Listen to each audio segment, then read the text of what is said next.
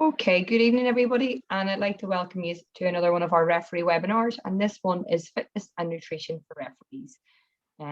I'm Claire Dowdall, the National Referee and Player Welfare Development Officer, and just want to thank you all for coming on board. And I have two very special guests with me this evening. I have Shauna Henry, who is an ex-Sligo ladies footballer and currently playing for Turlestrand. She has a huge background and interest as a personal trainer, and obviously knows the demands of our games inside out. So we're delighted to have Shauna on with us this evening to share some of her expertise. And we also have Mr. Gus Chapman with us this evening. Gus is one of our national referees who has refereed in several high-profile games, but Gus also is one of the main men anytime we're doing our fitness testing. He likes to be Mr. Motivator. So he's going to come on board this evening and give us some tips moving forward. So if you have any questions, folks, throughout, just don't be afraid to shout and ask whatever it is. And without any further ado, I'm going to hand this over to Shauna there. Hi, everyone. Hopefully you can all hear me there okay. And hopefully my internet will stay all right. Thanks very much, Claire, and everyone for having me on here this evening. So this is actually the first webinar I've ever done, so hopefully it will go okay and I don't rant on too much. But as Claire said, anytime if you want to ask any questions, feel free and she'll pop in with questions. So just, I suppose, before I get started fully, as Claire said, I'm Shauna and I'm from Turlestrand in County Sligo. So yeah, I would have played a bit of county over the years with Sligo, but mainly now everything is all based with my club football with Turlestrand in County Sligo. So we're still playing at the moment. Actually, we're in the Connacht intermediate quarterfinal on Saturday, so we're still kept quite busy. And I'm currently working as a personal trainer and fitness instructor in Health Cottage Gym in Ballahadreen, County Roscommon, and we're also based in Tubbercurry in County Sligo. Claire was kind enough to ask me to come on here this evening to give you all a few tips around fitness and nutrition for referees, and then I think Gus will probably take up most of the time of the talking. So I'm going to get started here. So pretty much I'm just going to take you to about 5 main headings or main topics to cover regards to fitness and nutrition for referees. I'm not a referee and I've never done any refereeing, but I do feel that the demands are quite the same for players. So it's kind of based around what a lot of players would do, but I do think it's something that all referees can work with as well. Especially like coming into when a lot of people are probably on off season now, and same probably for referees. I suppose the football is kind of winding down now a little bit. So the main topics I'm going to be covering is, they're all written out there. We have our aerobic fitness. So when we talk about aerobic fitness, we kind of think about our cardiovascular system, being out of breath and feeling quite bad about ourselves at the time when we're doing it. Then I'll talk a bit more about strength training. So when I talk about strength training, it's kind of more based about what you can do in the gym or your home workouts, that are very relevant at the moment.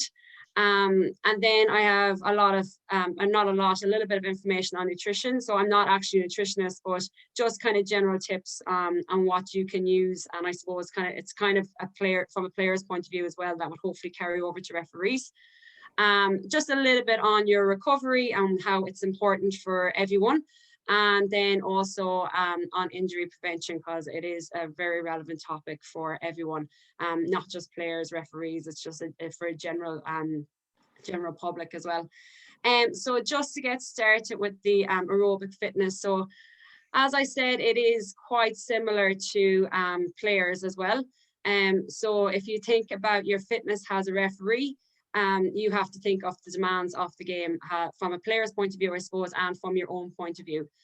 So if you are in the middle of your game, you have a lot of work to be doing. So you're up and down the pitch quite a lot. I suppose it kind of does depend on what you're reffing, I suppose what level you're reffing at. I suppose if you're reffing a senior men's or women's game, it's probably going to be different to an under 8 or under 10 game. So you kind of have to think about the intensity that you're going to be playing or reffing at as well.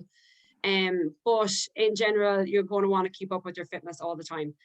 So if you think of the demands of your game, you are going to be sprinting quite a lot, and you're going to be jogging, walking.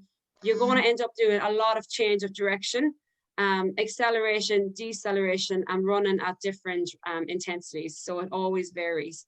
I actually just read something during the week, and it was with the GAA saying that I think on average referees covered at intercounty level about 9.8 kilometers in a game.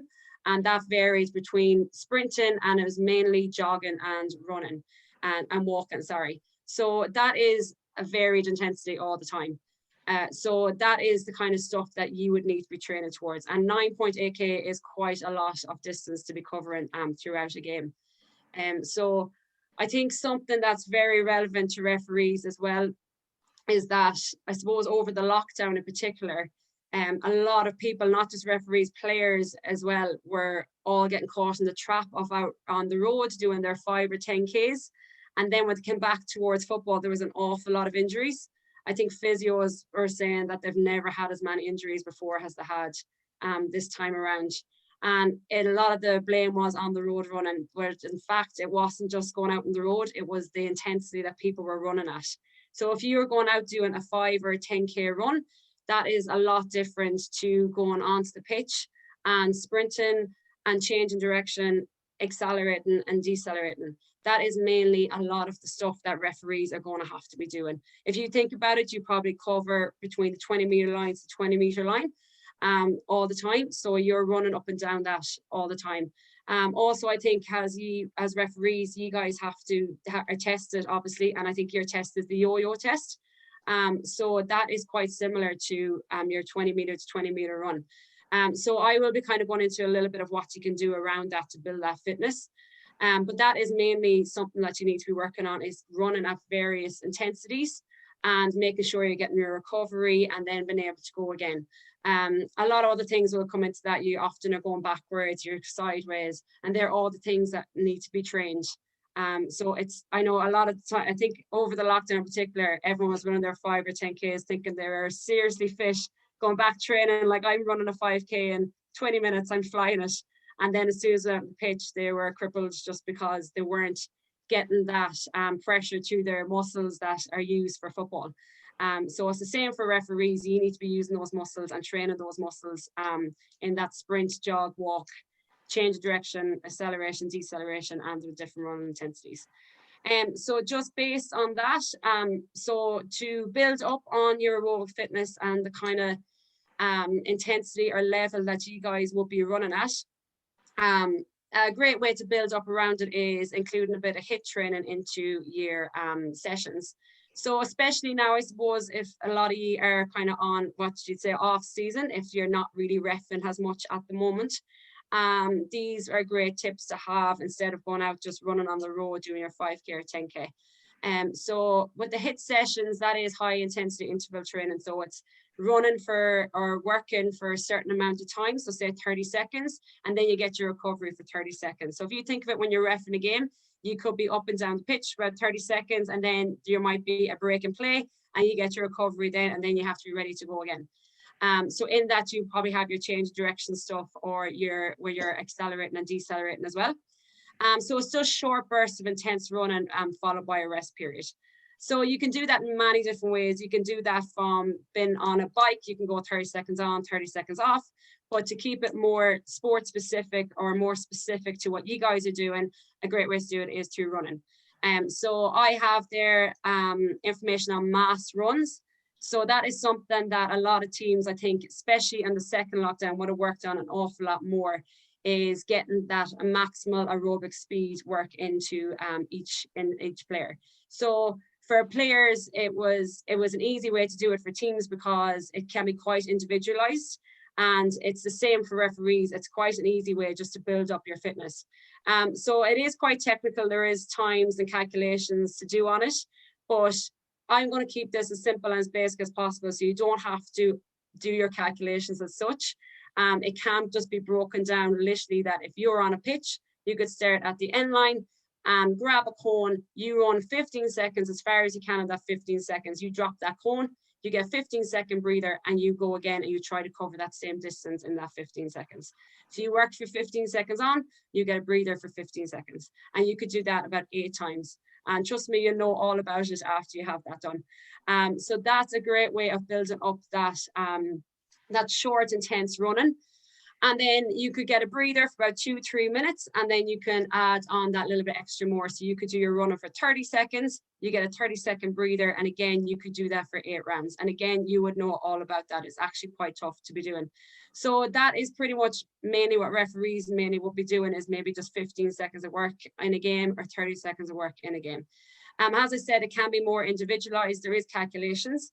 And then you're able to progress that by tracking the distance that you're running. So say if you have a cone and you're running from the end line to the 45-meter line, and then the next day you go out there, you grab your cone again, you try to get that little bit further than 45 meters the next day. So that's progressing all the time. As well as that, you can add on your little bit of, say you do 8 runs, then you 15 seconds on, 50 seconds off. The second time you do 30 seconds on, 30 seconds off, you do 8 runs there. The next week you go out to do it, you can do 2 sets of 8 runs on the 15 seconds, and you can do 2 sets of 8 runs in 30 seconds. And that's progressing all the time. So every time you're progressing, you're running, you're going to get that little bit fitter all the time.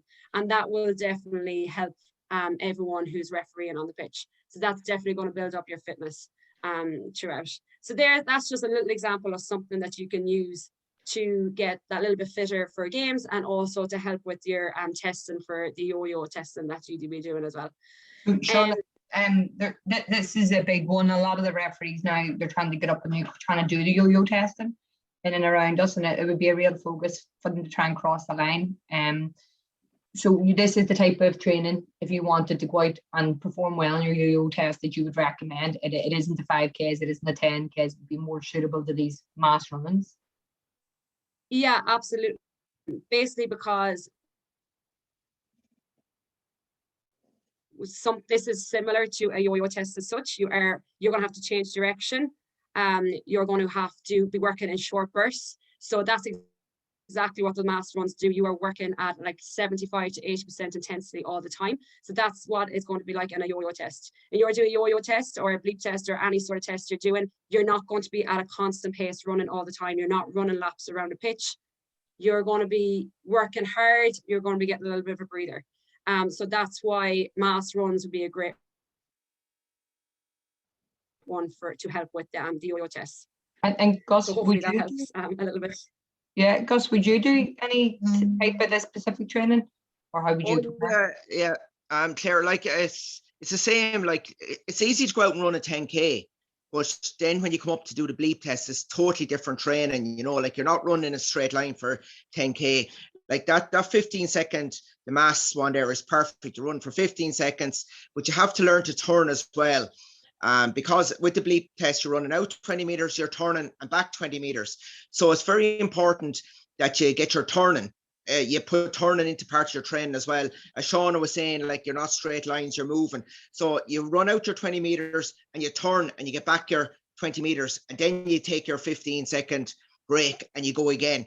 It's very important to get your turning into your training, specifically for the Bango bleep test. Right, and you're talking about, when you're talking about turning, because you're talking about planting your foot and yes, back off. Yes, that's it. The turning part of the Bango bleep test is pacing it out, but a very important part of it is the actual turning in it, because that's where you'll save a lot of time. If you go out, plant your foot and push off on your foot, so you're gone again. So like you're pushing off and you're actually getting a meter of a push away, and you can sprint on down again. So it's very important to practice your turn in the bleep test itself, for the bleep test. If you get your turn right, the bleep test and run will come naturally. Yeah, no, I definitely agree with you. I've seen it loads of times when the turning actually lets people Yeah, absolutely. It does, yeah. So it's a good wee thing just to remember and highlight. And it's probably amazing. It's probably amazing the amount of turning that referees probably do that we don't even notice. Yes, yeah, I was going to say, Shauna, with the bleep test, the turn in the bleep test will actually help you in a match because you're running at an angle. Next minute, the play changes straight away, or somebody loses the ball. You're actually planting your foot in a game and you're pushing off again. So it actually helps in the game big time as well, the planting of the foot in the bang go bleep test. Brilliant. Yeah, absolutely. And actually, I suppose with the mass runs, they're actually quite straight. There is ways you can add it in a grid format where you actually do have a turn. But also another way to add in that little bit of turning is even before you start doing your mass runs, take about 5 minutes of doing short little shuttle runs where you're out to the 10-meter line back, 50-meter line back, 20-meter line back. They're just short bursts and you're getting that turn, you're getting that plant the foot, and then you're off again. So they're just little things that would definitely help even that little bit more in the bleep test with those mass runs as well, because that's building your endurance there a little bit as well. So that's that might be a good little tip to have as well, to add in those shuttle runs. Yeah, some of them is good. It's like the pyramid runs. So that might help. Yeah, a little kind of like pyramid runs, yeah, pretty much. But just nice and short and snappy. That you're getting that little turn in, and that is always quick. So it's like quick little feet. Yeah, brilliant. So I actually think that is nearly all I have on aerobic fitness. Yeah. So if anyone has any other questions about that, they can ask. They can get on to Claire there. Just a little bit on strength training then. So as I said at the start, when I talk about strength training, it's more based around what you can do in the gym. So there is loads of things that you can do in the gym. There's so much stuff to do that it's even hard to know what to do. There's so much information out there. And so it's probably something that's quite overlooked, and definitely over the last few years, it's definitely something that a lot of people are taking a bit more on board. It's just the importance of strength and functional training. So strength and functional training kind of come in the bracket of strength conditioning. So it helps reduce the injury risk, which is very, very prevalent in all sports. It increases your power and explosive power. So when you talk about explosive power, that's kind of your speed. So that's really important for referees as well, I suppose, to have that short burst of speed. So as Gus said earlier on, there could be a turnover and next thing the ball is back up the other side of the pitch. So you guys are going to have to turn really quick and have that bit of a burst. It obviously just helps with body composition and weight control. So the lighter you are, the easier it's going to be able to run around that pitch. So definitely the weight training and strength training can help with that. It's going to increase your stability and flexibility. That's going to make it easier. You're going to be able to move that little bit more efficiently. So your running pattern will be that little bit better. And as I said, just that better movement pattern. So if you can move better, you can run better, you're able to get around the pitch that awful lot more easier. So just a few bits there on strength training. You're beginning to build a foundation for good movement, balance, coordination, strength, and power. So they all kind of fall into that bracket. So you're using multiple systems of the body when you are out refereeing, and this can be increased and improved by strength, power, and range of motion training. So you're working multiple systems all the time. We all have different systems.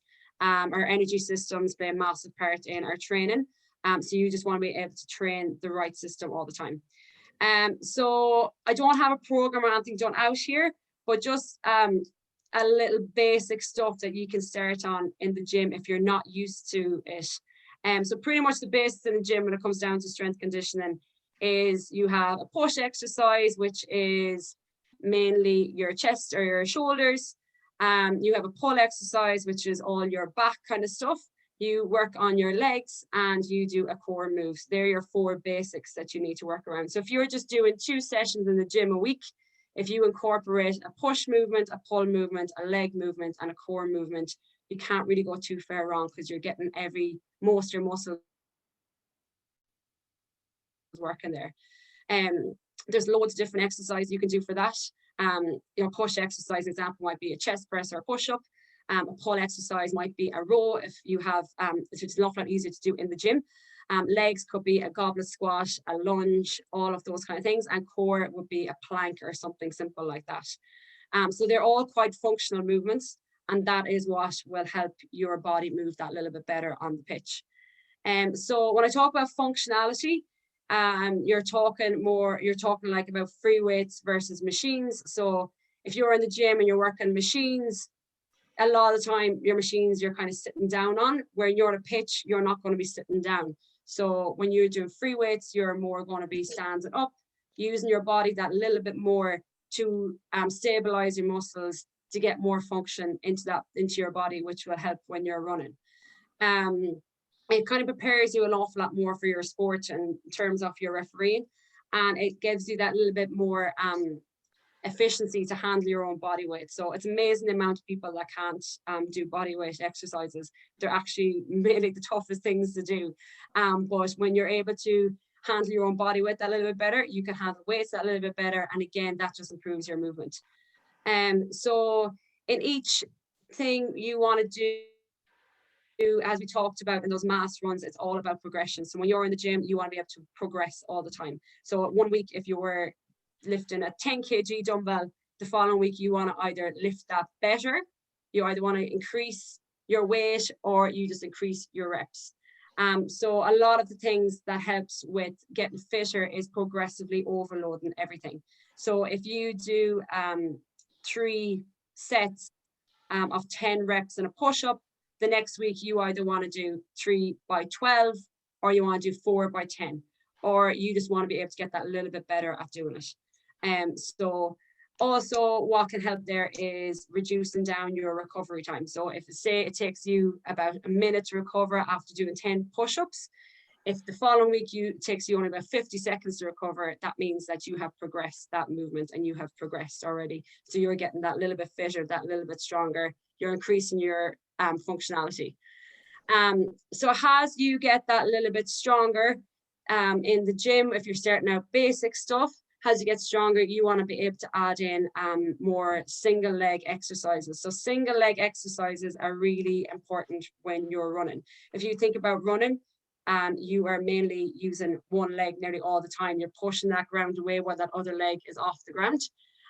So a single leg is really important for developing your running mechanics, which helps get faster, helps get you fitter, helps you move up and down the pitch that little bit better. So that's a lot of things that footballers and players do, is working on that single leg movement and that function. And I've often seen it or heard of it, like from a lot of coaches, that someone might be able to squat with the bar on their back 50, 60 kg, or up to 80 kg, might be able to go fairly heavy, but they're not able to do anything on one leg. They can barely do anything single leg with their own body weight.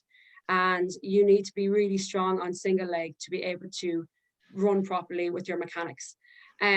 So that is just very much a very slight basic of what you can do in the gym when you're training.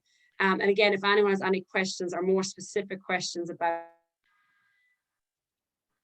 that, feel free to jump in and ask Claire there.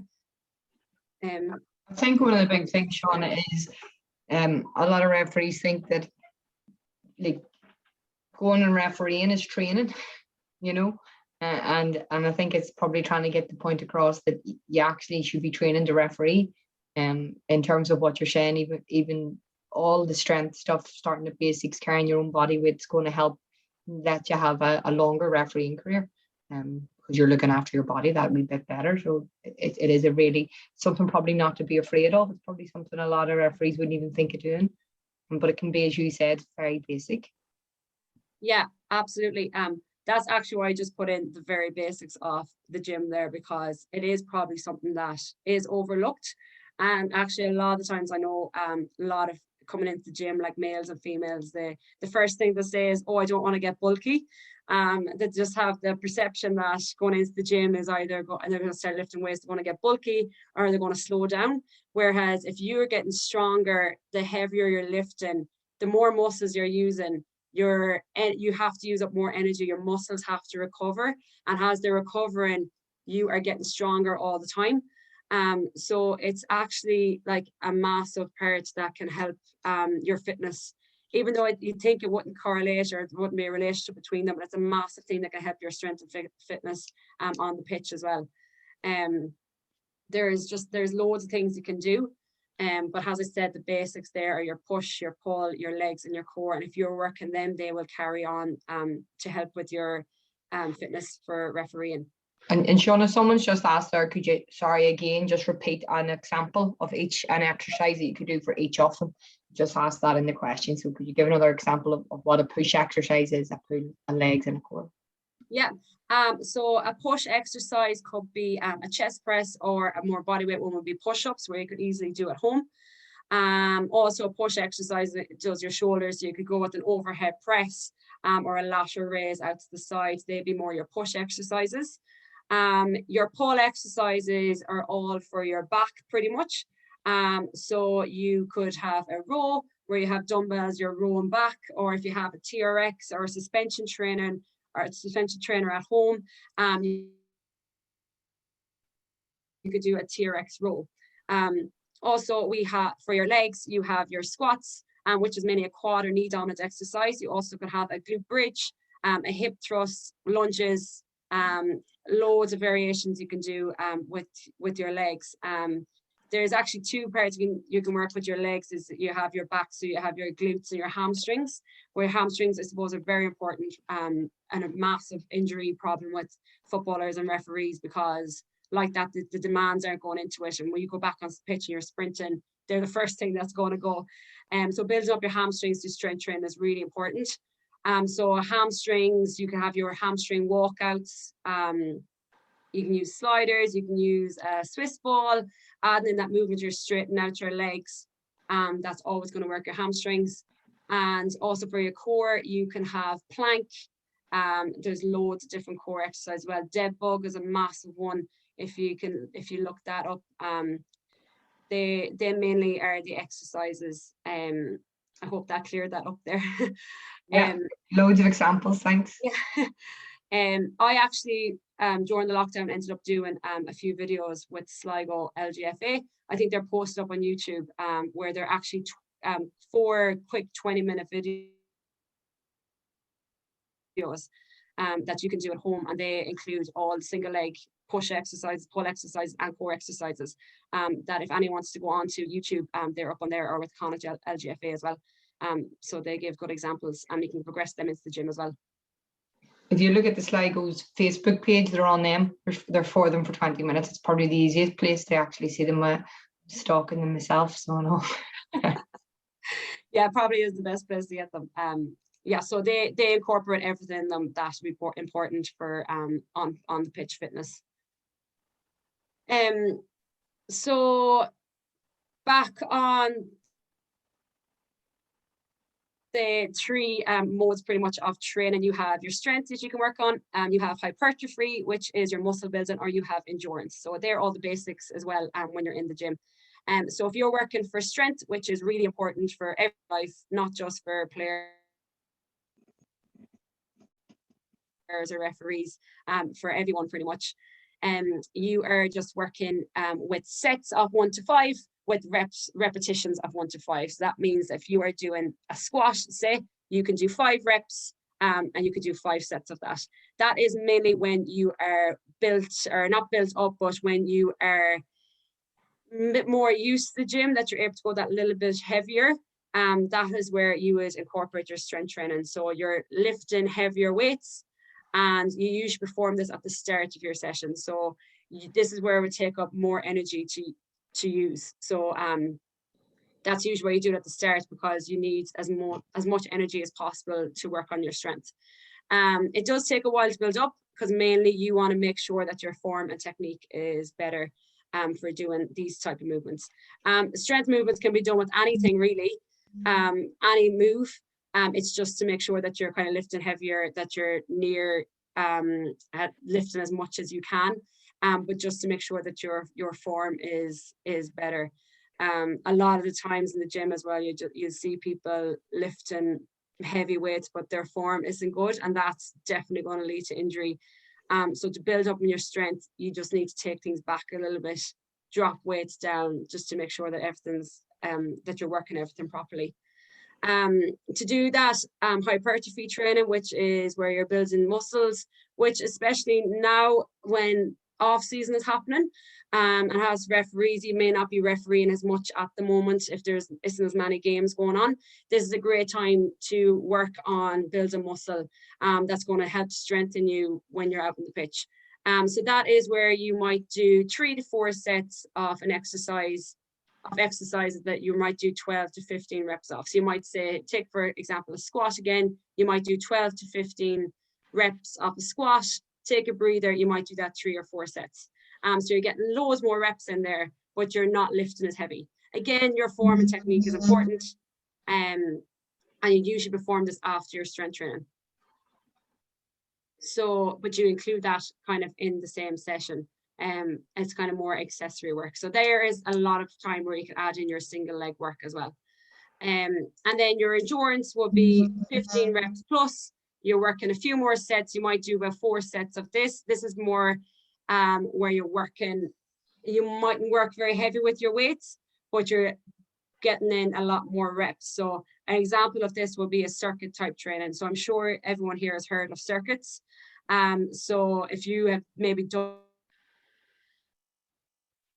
on a circuit class, this is where you might be working 45 seconds on, you're getting as many reps as you can, just not lifting very heavy, but you're fatiguing your muscles. So you might even lift a very light weight, but you'll be dying towards the end of that 45 seconds because you're just constantly going.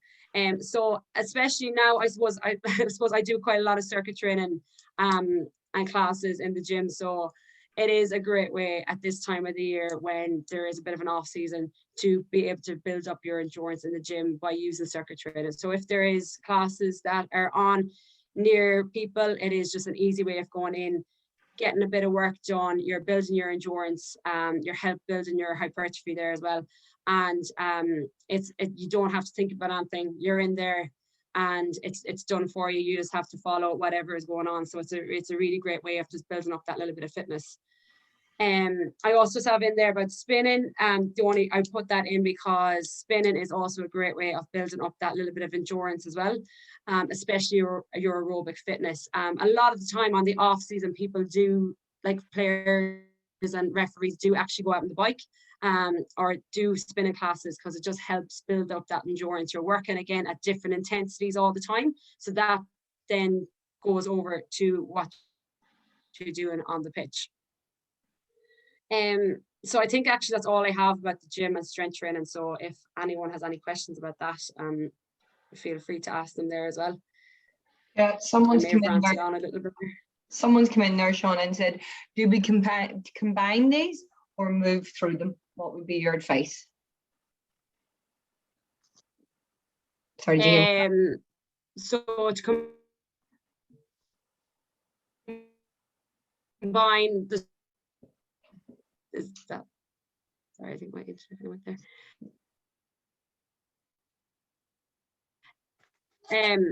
So I think if you're talking about that, you can combine your strength, hypertrophy, and endurance training all in one session. So you could start with your little bit of strength. You could do 2 or 3 moves building strength where you're just doing 1 to 5 reps. And then after you've got that done, you can move to increasing your reps with the lighter weight on different moves. And then at the end of it has a kind of finisher, has to burn out. You can include your endurance at the end of your session. So that's kind of where you maybe get your heart rate up that little bit more. And that's kind of more of a burner at the end. So you nearly always start with your strength, then go on to your accessory work, which is hypertrophy, and then finish with your endurance work. So I think that's hopefully what that person meant by that question. Hopefully that answered it. And Gus, what about yourself? Would you do anything this type of training? Is it something you built into your training plan over the years, or is it something you would be familiar with? No, I'd be more old school myself. I'd be all running, you know, like during the summer months is grand because you could be like, especially with the COVID there in the last few months, you could have been doing 10, 12 games a week, you know, like doing a couple on a Saturday, a couple on a Sunday every day. So there was no problem with the fitness. But now it's gone from really high number of games down to nothing. You just have to keep that fitness up. You just have to keep training every day, like you have to get out, do a bit. I know now the winter nights it's cold, it's dark, but you just have to keep out, because your standard of fitness will just drop so quickly. If you didn't do anything there for a week and then you went back out, it's very hard to get up. It's very easy to keep it at one level, but you just have to get out, and you have to keep doing it, doing your sprints, doing your mass training.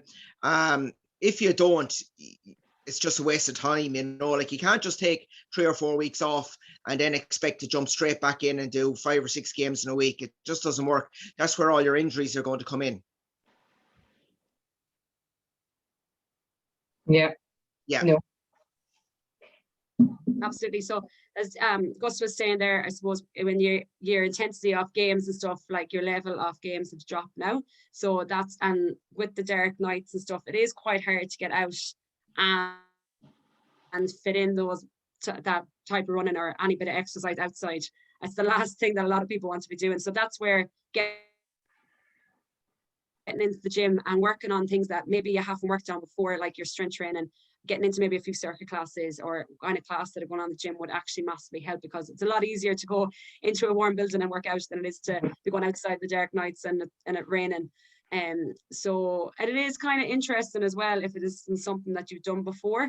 I find from a lot of people that come into the gym, that might be their first time, and once they start doing it, they realize, oh, this is actually quite good, and I'm actually getting stronger here, and they can notice the difference. And once you start noticing that difference and you start noticing you're getting that bit fitter, it's that easier to keep going all the time. So it is quite interesting to get involved in something different. It's also, I think, if you can get a wee buddy, if you can find somebody to come with you, it usually makes things just so much easier as well. So if you can talk somebody into it, it usually helps along the way. There's a couple of questions coming in for you here, Shauna, in and around that. So the first one is, what would a typical training period, as in length of time for each session, be in the gym? And what way, time-wise, would you break each section into? So a lot of the times it can vary, to be honest. If you were doing like more endurance stuff like a circuit training, you wouldn't need to go for as long, because you wouldn't actually be able to just keep going for that length of time. If you're doing a gym session where you're doing your strength, hypertrophy, endurance, about an hour would probably get everything done. 45 minutes to an hour, you're not really looking at much more than that, really. You could be in there all night if you wanted, but yeah, 45 minutes to an hour is plenty of time in the gym. If you're getting all your muscles worked, if you're getting your push, your pull, your legs, your core in, 45 minutes to an hour is definitely loads. I think most classes as well that are done are always about 45 minutes to an hour as well. So that's a good time frame to work towards. And Shauna, we have another wee question in here as well. One of the ref says he's busy, he's reffing around 6 or 7 games per week between club and college games, but is having huge problems with tight calves, not getting much time to rest, so has to stretch and warm down properly. Is there any exercises or tips to prevent calf injuries for both of my calves this year? Is there an exercise I can do to help? Yeah, actually, calf injuries was a massive injury that was happening as well. And there's loads of different exercises you can build up on that. Even I know I was having tight calves, I went to physio and they just told me if I'm walking around anywhere up on my toes, I'm working those muscles an awful lot more than what I am when I'm walking flat-footed. So even if there's a time when you're walking around the house and you get 5 or 10 minutes, if you're up on your toes walking around, you might feel a bit daft, but it actually works massively for building that little bit of strength in your calves. Also, I suppose I can't really show you any exercise at the moment, but if you ever look up, calf raises are a really good one. And also kind of walking around but with weight in your hand. So up on your toes, walking around. Also, a lot of things that come into your calves might be a bit of ankle mobility. So working on mobility around your ankle. It might help with any problems that you have with your calves. So again, if you even look up on YouTube or Google ankle mobility exercises, you'll find loads of them as well. That might help take any pressure off your calves as well. Brilliant, thank you, Shauna. No worries. So the next part that I have is based on nutrition.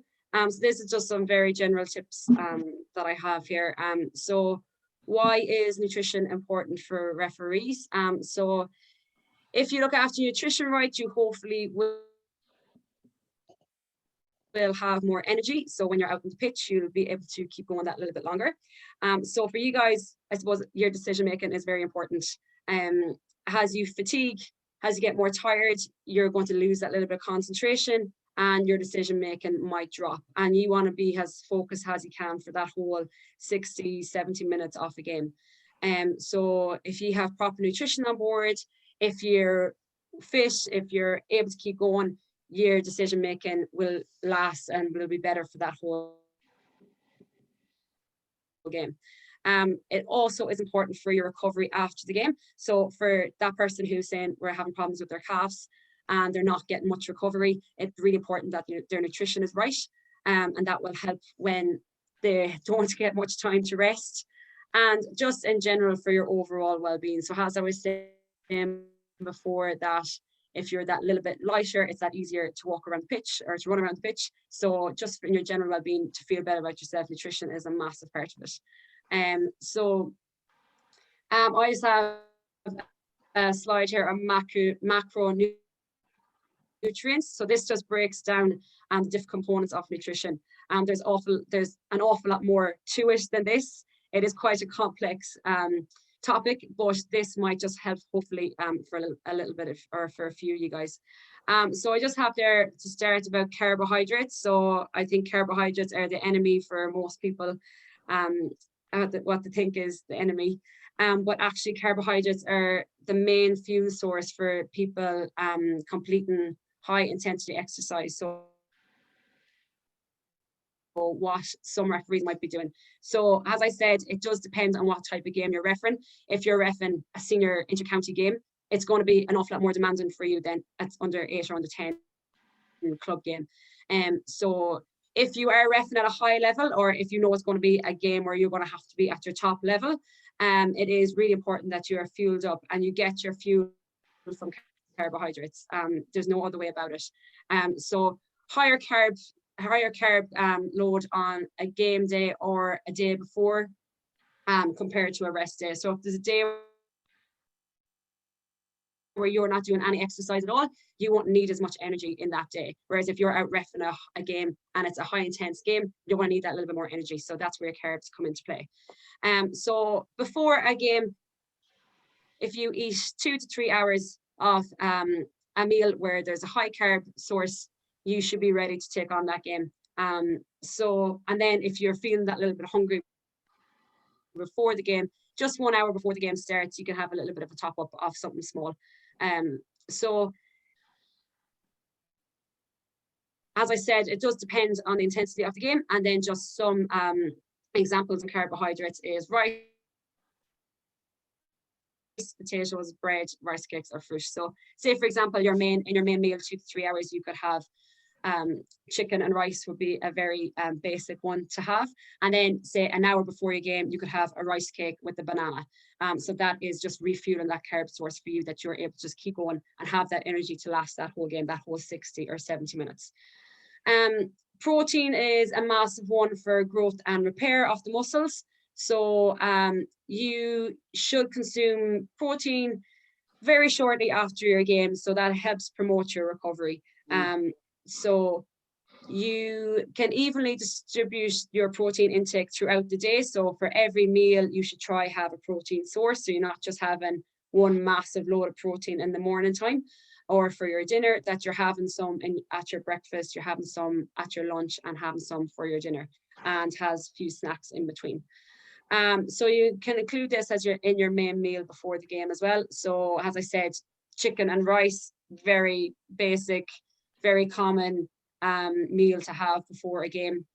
And this includes lean meat, yogurt, eggs, or lentils. So yeah, a small source of yogurt after the game, or even like a little protein milkshake or anything like that after a game is really going to help with your recovery and help with your repair and growth of muscles. The last one then is fats. So again, what people think is the enemy, but it's really important for your immune and brain function. So obviously, if you're able to concentrate that a little bit more, that is definitely going to help you in a game situation. So again, it's really important for high intensity exercise, especially if you're reffing at a really important or really intense game. So there is healthy fat sources. There's obviously unhealthy fat sources as well. You mainly want to stick to the healthy ones, even though I know it's not that easy all the time. But our healthy fat sources contain essential minerals and vitamins that are really important for everyday health. And they can be quite high in calories, but if you know how or when and how to have them, the healthy sources just give you that little bit more energy as well. So these include nuts, seeds, oily fish, or even that little bit of avocado, which is a real popular one now these days. So again, in an after game situation, if you're having that little bit of a sandwich after the game, you may want to include bread, chicken sandwich with an avocado and bread. That would be a really good meal to have after a game. That has all your macronutrients in it and everything you need to help with that recovery after the game. So that kind of covers the macronutrients. Again, if anyone has any questions on that, they can feel free to jump in. They all seem okay at the minute. What about you, Gus? What would you take yourself game day?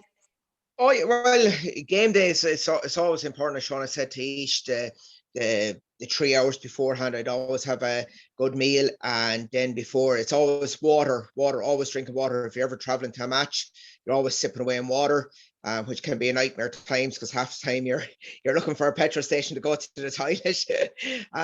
But then when you get to the ground, you're usually there an hour beforehand. I'll always have a banana, just nibble away on a banana, and it's mostly water. And then after a game, I'll always have a snack there, just to nibble on before we make the journey back, before we stop for a meal, you know.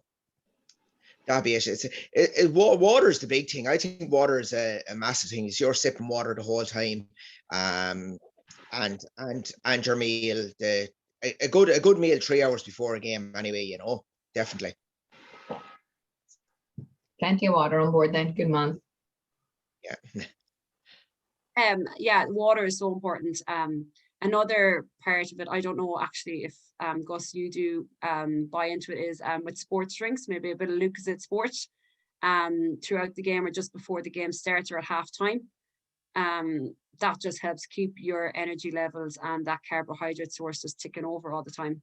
I don't know, do you take that, Gus, as well, or? I wouldn't now. No, I wouldn't do it. I just the water now. But I see a lot of boys now are taking these, yeah, as you're saying, sachets. You know, you squeeze them out, energy drinks and stuff. I don't know if they're any good or what good they are. What your thought is on them. People swear by them to say that they're very good. You know, like I don't know whether to give people a false sense of energy or not, but a lot of people swear by them now. I haven't tried them myself yet. Maybe in a couple of years and get beholder, I'll have to try something like that. All right. What's your thought on them, Shauna? Yeah, to be honest, I've never taken the little sachets or anything like that, but like that, I've seen lots of girls and lads taking them. I like that. I'm not sure if it does give that little false sense that you have that little bit extra energy. I do know from nutritionists that I know they'd always say for players, and definitely I'd say for referees, is to have that sports drink just to keep ticking over, that's your sports drink and your water is replenishing those muscles, giving you that energy all the time. So yeah, the sachets, I'm not 100% sure. I don't know enough about to give information on it. But like that, if it's something that you think is going to help, then it might be worth looking into. I think it's just always being careful, making sure that they're from a reliable source and all of that, and you know what you're putting into it. And I think we'd probably be all in agreement that the food first approach is probably what works best for people. You know, if you're getting good quality food and the right food, it's going to do enough in your body to fuel you moving along. And as you say, you're topping up. Yeah, absolutely. They always say supplements. Yeah, supplements are the last thing to focus on. As long as you're getting proper nutrition, you shouldn't actually need much more on top of that. So I'll move on to what I have for recovery. So recovery is a massive part of things, and it's probably something that referees, you probably struggle with if you're reffing loads of games. I know there is quite a shortage of referees. So you're probably in demand a lot and reffing different levels, maybe multiple games a day, multiple games a weekend or a week. So nutrition comes into this massively for your recovery. So it helps just restore depleted energy sources. So that's why you want to get your carbs and your protein in and your fats in after a game. So that's just going to replenish any lost energy throughout the game. So as Gus had talked about there, the water, rehydrate and replace any lost fluids. You're going to be sweating during the game, you're losing your fluids there all the time. So that's why it's important to keep that water on board and to make sure you're hydrated even before the game. So it's not going to be that you want to guzzle down like 2 liters of water as soon as the game is over if you're already hydrated going into that game. And that's also where that sports drink comes into play. That's just going to help rehydrate and replace any lost fluids that little bit quicker. And it's also just going to help the nutrition part of things. It's also just going to help repair damaged muscle tissues. So if you're feeling that little bit sore, you're probably less likely to be sore if you have that proper nutrition on board. Also included in your recovery is your sleep. So it's something I suppose lots of people probably struggle with. Some people might sleep for hours, some people may not get that much sleep. Everyone's kind of different. It's always recommended, I suppose, you get that 8 hours of sleep, and it's just really important for recharging your batteries so that you have that more energy again to keep going. So if you have a referee, and if you're refereeing a game one evening and you're out again the next evening, you want to make sure that you get a good night's sleep in that night, that you're able to go again that next day. You guys do this as voluntary as well, like you probably working all day and then you have to go ref a game. You want to make sure that you're not awful tired going into that game. So sleep is really, really important as well for that decision making on the pitch as well. Rest days, so allow for rest days if you can, to help your body repair any muscle damage. You are going to get stiff, you're going to get sore if you're reffing too much. You're going to go into a game, an important game, and you're going to be struggling if you're sore. So it's really important to include those rest days if you can. I know there's only 7 days in the week and there's always something on, but it's just really important for that recovery, and probably something that's very underutilized. I think a lot of people feel that if they need to get fitter, they need to be working out every day, they need to be doing something every day. Just even if you get 1 to 2 days rest, you're going to be able to go that little bit more on that day after your rest. And then I just also have about hydration in there, as Gus talked about as well, just replacing those lost fluids through sweat and having that 2 to 3 liters daily. So that, you know, just even sipping away throughout the day, have that 2 liter water bottle beside you, you're sipping away all the time. And that when you go into that game, that you're hydrated, which is just really, really important. Sean, I don't know if you can help with this, but a question has come in there that's saying, after a game during the night, they're getting pains in the leg. Is there anything to overcome or prevent that? Would that be coming down to maybe poor recovery? It kind of will be coming down to poor recovery, and a lack, again, dehydration plays a massive part in that as well. So if you're dehydrated, you're going to start cramping up. The whole lactate acid thing is going to be a build up there.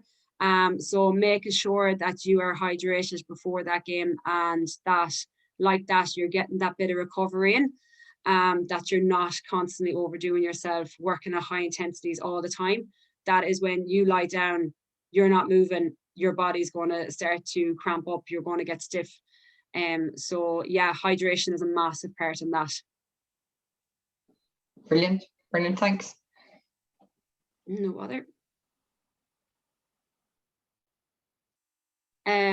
So I think that actually brings me on to my last part, which is injury prevention.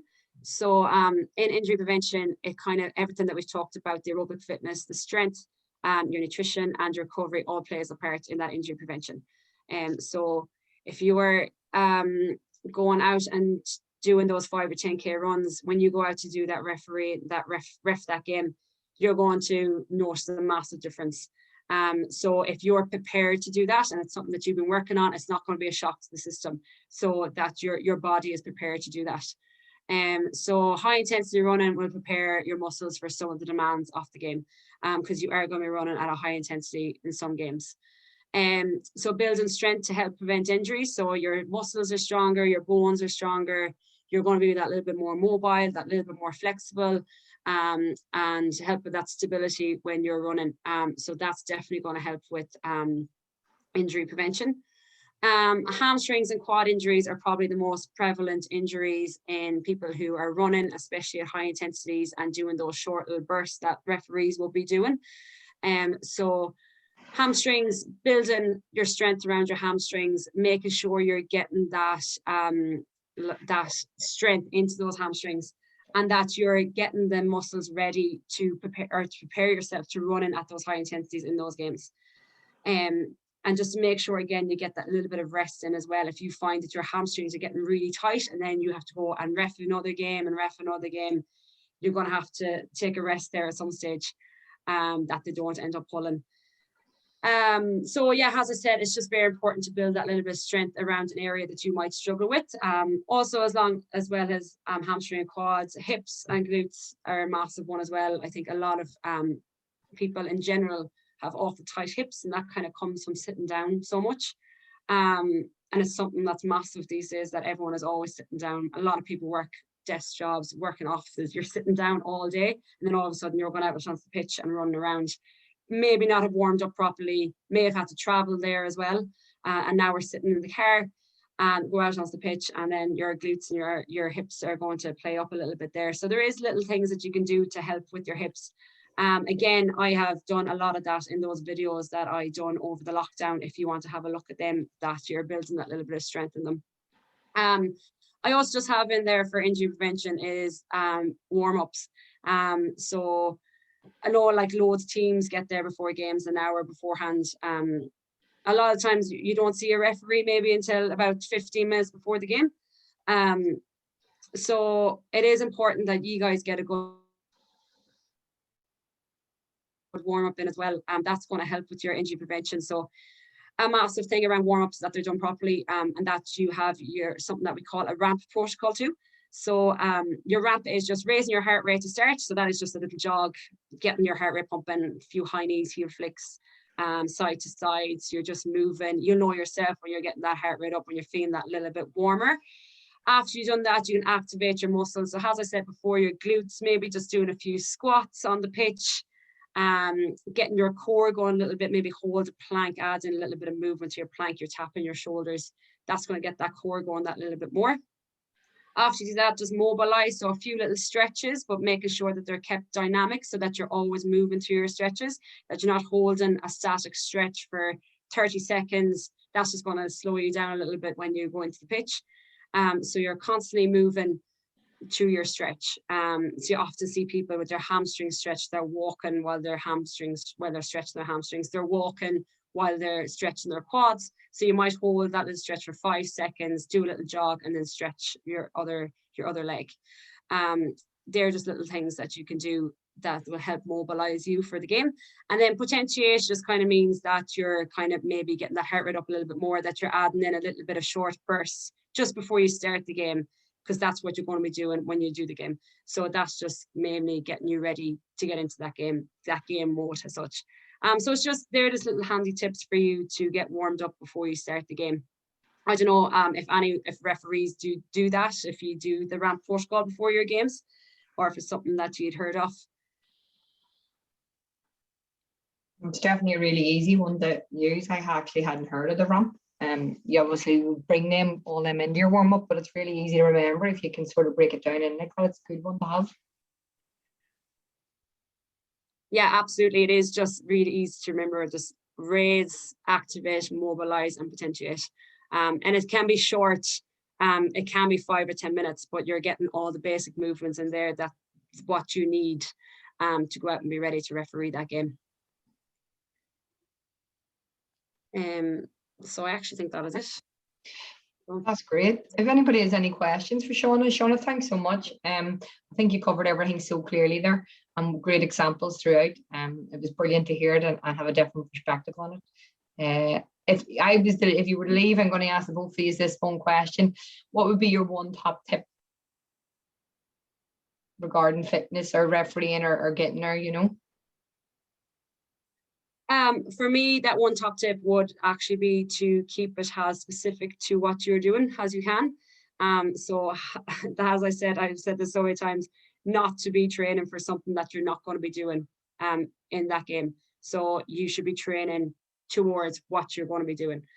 So making sure you're keeping in those short little bursts or that high intensity for when you're out in the pitch. I think that's the main tip, or that's the main point that I want to get across there. That's brilliant. And what about you, Gus? It's much the same, really. I think she's after reading my script there. No, look, just be fit for it. Be very fit for the game. There's no point going out to a game and you're trying to bluff yourself saying that you are fit when you're not fit. You're showing no respect to the players or to teams. So just be fit. Be very fit for it. Be prepared. Be very prepared for it, and just don't be injured for it, and be fit and keep up with play, and that's basically it, really. And what would your training week look like, Gus? Well, the basics. Well, now since the games are stopped, like luckily enough, I'm working up in Ballyshannon up there, and there's a beach. I do an awful lot of training on the beach because it's soft sand. You're running in the sand. It's harder to run the sand. And I feel then after you train in the sand, when you come back onto grass, it's actually easier to run on grass. So I believe myself, and it's just me that training on the beach. I train the whole time on the beach. You'd be running on the beach, and then you can finish off, you do your recovery by walking along in the cold water. I find that very handy. And then especially then when you come back onto grass, or if you're refereeing an Astro or something like that, you're absolutely flying it, Yeah, it's just finding something that works for you, isn't it? Yeah, that's what works for me. And what it's about, and enjoying it, and not being afraid to maybe open up in the different avenues of your training in the off seasons, like looking at the importance of maybe doing a bit of body weights or circuit training, and I think for me, the key message I want for people to take home is you should be training to referee, and that's that's the key. Don't just think refereeing 6 games in a week makes you fit, because it usually doesn't. Because it depends on the intensity of the game, etc., etc. So, and if you do a bit of that training and looking after your body, you're going to actually have an easier season in terms of not being the body breaking down on you. Folks, that's us. We're just hitting over the hour mark. So I just want to again say thanks very much to Shauna and Gus, and for everybody coming in and listening to us this evening. I hope you've enjoyed it, and we'll see you again shortly. Thank you. Thank you, Claire. Thank you, Shauna.